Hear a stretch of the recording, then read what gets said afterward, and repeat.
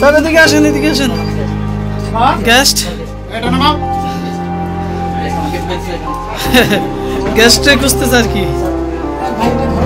দেন দেন, এদিকে দেন। বাড়ি কই, বাড়ি কই? ও না, ও আল্লাহ,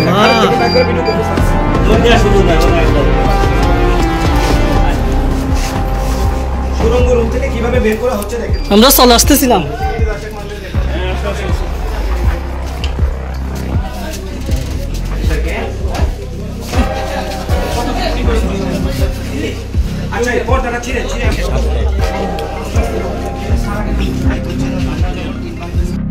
এ ভাই,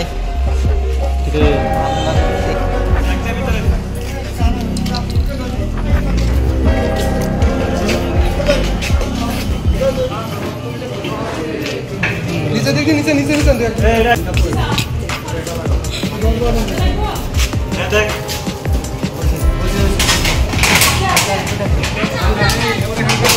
আচ্ছা আচ্ছা,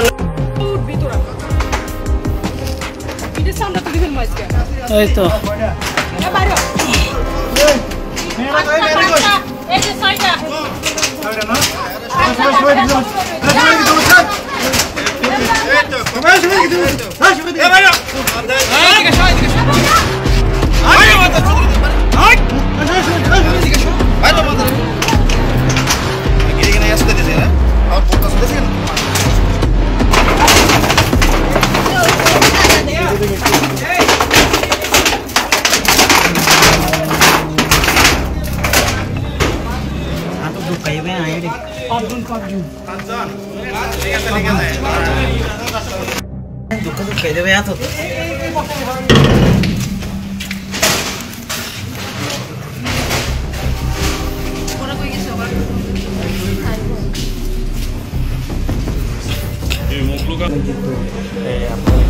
অলরেডি 5 জনকে ধরা হয়েছে, আরো অনেকজনই আছে, কিন্তু এখানে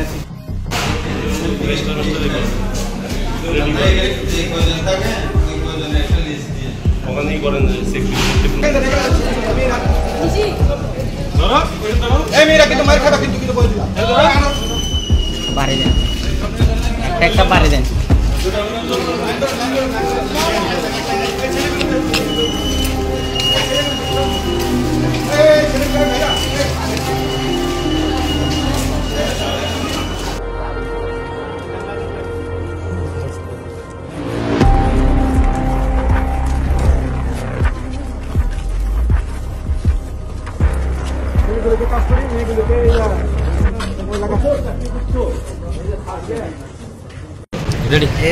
আপনারা জানেন যে কয়েকদিন ধরে আমরা আমাদের কাছে অভিযোগ আসতেছি পর্যটকদের কাছ থেকে, যে পর্যটক এসে এই এলাকায় আসতেছে সেই পর্যটক বিপদে পড়তেছে।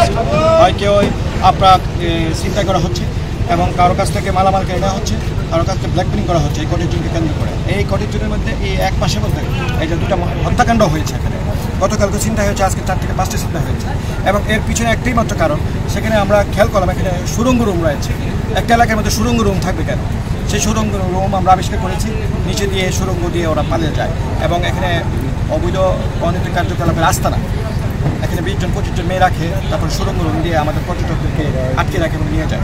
এই অভিযান কি চলমান থাকবে কিনা? এই অভিযান কন্টিনিউশন চলমান থাকবে, এবং আপনাদের মাধ্যমে সবাইকে জানাতে চাই এই কন্টেইনার এলাকা হবে সম্পূর্ণভাবে ছিনতাই মুক্ত, সম্পূর্ণভাবে অপরাধ। কেউ যদি ব্যবসা বাণিজ্য করতে চায় পর্যটকদের জন্য সেটা করতে পারবে, বাট কোনো সুড়ঙ্গ রুম বাইরে থেকে তালাবদ্ধ, ভিতর থেকে তালাবদ্ধ এবং একটা এরকম গহীন আস্তানা, এটার কারণটা কি? এই আস্থানা আমরা আজকে ভেঙে দিয়েছি। এই আস্থানা যদি কারো যদি সাহস থাকে আবার যদি কন্টিনিউশন করে, তাদের বিরুদ্ধে কঠিন ব্যবস্থা নেওয়া হবে।